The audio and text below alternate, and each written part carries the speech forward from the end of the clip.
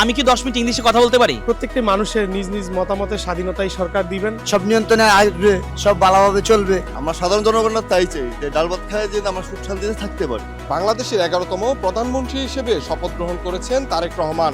নতুন প্রধানমন্ত্রীর কাছে সাধারণ মানুষের কেমন প্রত্যাশা তাই জানার চেষ্টা করব। মাই টিভির সঙ্গে রয়েছে আমি ইসমাইল সরকার। যে জায়গাটা হচ্ছে শিক্ষা স্বাস্থ্য, একটাই কথা, শিক্ষাতে পরিবর্তন আনতে হবে, স্বাস্থ্য পরিবর্তন আনতে হবে, ভেজাল মুক্ত বাংলাদেশ তৈরি করতে হবে, আর প্রশাসনিক কাঠামো স্ট্রং করতে হবে। তো এই চারটার বিষয় সমস্যাটা ঘটে কি, শিক্ষায় প্রকৃত শিক্ষা অর্জনের জন্য যে কাজটা, নিজেকে পরিবর্তন আনতে হবে। আমি অনার্স মাস্টার্স করি, আমি কি 10 মিনিট ইংলিশে কথা বলতে পারি? আমি আবার দুদিন পর এসপি হতে চাই, ডিসি হতে চাই, ম্যাজিস্ট্রেট হতে চাই, তাহলে আমাকে এই জায়গাটা বাড়াতে হবে, ক্যারিয়ারটাকে এক্সটেন্ড করতে হবে, ক্যারিয়ারটাকে বিস্তৃতি করতে হবে। এবার আসেন স্বাস্থ্যের কথা যদি বলি, দেখেন প্রতিটা জায়গায় ভেজালের সেই দুর্গন্ধ জুটে যাচ্ছে।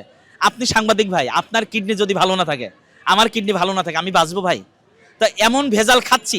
আমি অতি সত্বর বলো, যারা মন্ত্রিপরিষদের আসছেন, আন্দোলন সংগ্রাম করেছেন, গুলি খেয়েছেন, হামলা মামলা গুম হয়েছেন, তারাই কিন্তু এখন সরকার আসছে নবীন প্রবীণ সমন্বয়ে। সবাই কিন্তু পরীক্ষিত বাংলাদেশ জনগণের কাছে। তাদের উচিত হবে ওই মুখোশধারীদেরকে তুলে এনে বের করা, যারা বাংলাদেশকে নষ্ট করতে চাই। আমি কোনো ব্যক্তির পক্ষে কথা বলছি না, আমি শুধু বলতে চাই, দুর্নীতি যে করে, যে জায়গাটা হচ্ছে মিথ্যার আশ্রয় নেয়, যে জায়গাটা হচ্ছে আপনার খাদ্যে ভেজাল দেয়, তাদেরকে প্রতিহত করতে হবে। প্রশাসনিক কাঠামো, ধরেন এসপি সাহেব একজন অপরাধীকে ধরছে ওসি সাহেবের মাধ্যমে, এসপি সাহেবের ফোনটা ওই সময় 20 মিনিট বন্ধ রাখতে হবে। রাখলে কি হবে, সে তো আর ফোন দিতে পারবে না, ও বলতে পারবে না যে এটা আমার লোক। তাহলে লাভটা কি হবে, তোর আইনের যথেষ্ট প্রয়োগ করতে হবে।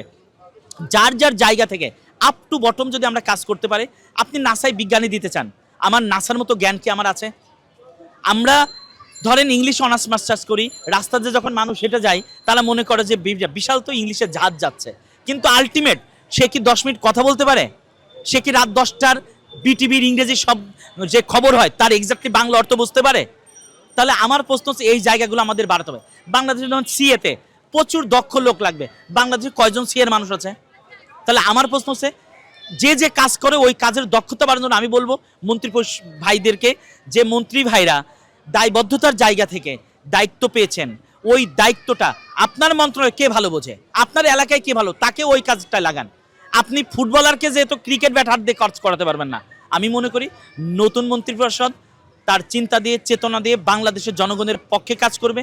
আর গণমাধ্যমের স্বাধীনতাটা যেটা পেয়েছে, কোনো গণমাধ্যমের মুখ যাতে কেউ আর বন্ধ না করতে পারে, একটা খারাপ কাজ, তবে মপ করা যাবে না, একটা জায়গা প্রোপাগান্ডা ছড়ানো যাবে না। আর একটা কাজ হচ্ছে, সবাই চায় সুন্দরভাবে বাঁচতে। আপনার ভ্যানিটি ব্যাগের স্বাস্থ্য ভালো না থাকলে আর মানি ব্যাগের স্বাস্থ্য ভালো না থাকলে কোনোটাই কাজ হবে না। আর এই স্বাস্থ্য বাড়ানোর জন্য দরকার আপনাকে দক্ষ হওয়া। দক্ষ যে মানুষটা হয় তাকে, এই যে আমি এখন অফিসের কাজ করছি ঢাকা ইউনিভার্সিটির মধ্যে, তো আলটিমেট এই কষ্ট করি, দিন শেষে সন্তানের মুখে খাবার আহার তোলা হয়। একটা জিনিস আমাদেরকে বুঝতেই হবে, সাধারণ মানুষ হিসেবে ক্ষমতা সারা জীবন নয়। আজকে যে তারেক রহমান 17 বছর দেশের বাইরে ছিলেন, আজকে সে বাংলাদেশের প্রধানমন্ত্রী। এই জন্য একজন মজলুম হয়, একজন জননন্দিত হয়, আবার জননন্দিত হওয়ার পরে জননিন্দিত কাজ করে সে আবার দুদিন পরে মজলুম হয়। এই কাজগুলো আর যাতে না করে কেউ। অবশ্যই আমরা একটা সুন্দর দেশ প্রত্যাশা করছি, যেখানে আমরা 30 বছর পর একজন পুরুষ প্রধানমন্ত্রী পেয়েছি। অবশ্যই আমরা চাইব তিনি সুন্দরভাবে দেশটা পরিচালনা করবেন। বিগত দিনে আমরা যেমনটি দেখেছি, গণমাধ্যম কর্মী সহ প্রত্যেকটি সেক্টরে যারা সত্য নিয়ে কাজ করে তাদেরকে বাক প্রতিরোধ করা হতো। আমরা সেখান থেকে চাইব এই সরকার সেটি করবেন না, এবং প্রত্যেকটি মানুষের নিজ নিজ মতামতের স্বাধীনতাই সরকার দিবেন, এবং প্রত্যেকটি মানুষের মতামতকে তিনি গুরুত্ব দিয়েই তার আগামী দিনগুলো তিনি পরিচালনা করবেন। এবং বিশেষ করে গণমাধ্যম কর্মী যারা রয়েছেন, তারা যেন সত্য প্রকাশ করতে পারেন এবং নির্বিঘ্নে তাদের কাজগুলো করতে পারেন। সরকারের পক্ষ থেকে যেন সেই বাধাগুলো না আসে। এবং বিগত দিনগুলোতে আমরা যেমনটি দেখেছি, SSF সহ অন্যান্য যারা গোয়েন্দা সংস্থা আছে, তারা গণমাধ্যম কর্মীদের উপর যে সকল বিষয়গুলো চাপিয়ে দেওয়া হতো, এটা করতে পারবে, এটা পারবে না, সেটি যেন না থাকে। গণমাধ্যম কর্মী যারা রয়েছেন তারা যেন স্বাধীনভাবে কাজ করতে পারে, এটাই আমাদের কাছে নতুন সরকারের কাছে প্রত্যাশা থাকবে। এখন তো দল ক্ষমতায় আইছে, সব নিয়ন্ত্রণে আসবে, সব ভালোভাবে চলবে, মানুষের জনগণ ভালোভাবে থাকবে। এখন যদি সুন্দরভাবে দেশ গ্রহণ করে চালায়, তাহলে আমরাও ভালো থাকুন আশা করি। অনায় যদি উলুট পালট চালায় তাহলে আমাদেরও কষ্ট করতে হবে। এই কি কি খেতে ভালোবাসি আমরা, তো বাঙালি চাই মাছ ভাত ডাল শাক সবজি এগুলি তো ভালোবাসি আমরা। ভাই এখনো সঠিকভাবে বলতে পারছি না, তারপরেও এখন সে আজকে থেকে যাত্রা শুরু করলো, দেখা যাক তার প্রশাসন তার কার্যক্রম কীরকম ভালো হয় সেটা দেখে তো আমরা বলতে পারবো। কারণ পিছিয়ে যা ঘটে যায় সেগুলো তো মনে রাখা দরকার নেই, সামনে যে সুন্দর দিনগুলো আছে এই দিনগুলো যেন আমরা সুন্দরভাবে পরিপূর্ণতা ভালোভাবে কাটাতে পারি। আমরা সাধারণ জনগণরা তাই চাই যে ডাল ভাত খায় যেন আমরা সুখ শান্তিতে থাকতে পারি, কোনো অশান্তি আমরা চাই না, কোনো গাঞ্জাম আমরা চাই না, আমরা চাই সুন্দরভাবে বসবাস করা।